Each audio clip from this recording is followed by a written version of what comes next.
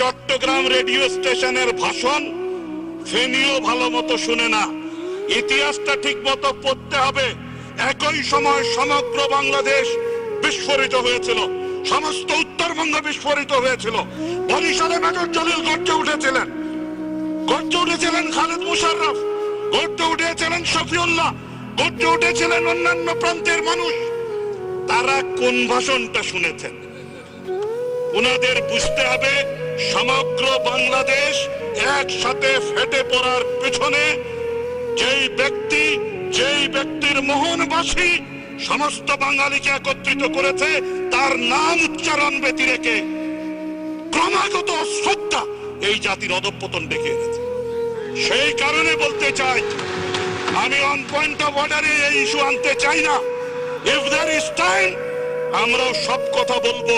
বাড়াবাড়ি সহ্য বহুদিন করেছি। আপনাকে একটি কথা বলতে চাই, এই বিমানবন্দরের নাম কি? শাহ আমানত বিমানবন্দর ছিল।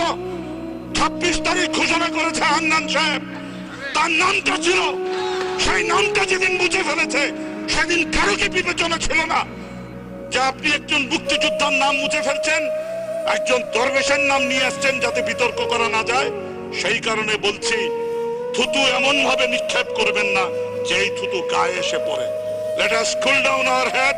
আমি সংসদে প্রস্তাব করছি 26শে মার্চের এই বিষয়টি নিয়ে খোলামেলা আলোচনা হোক।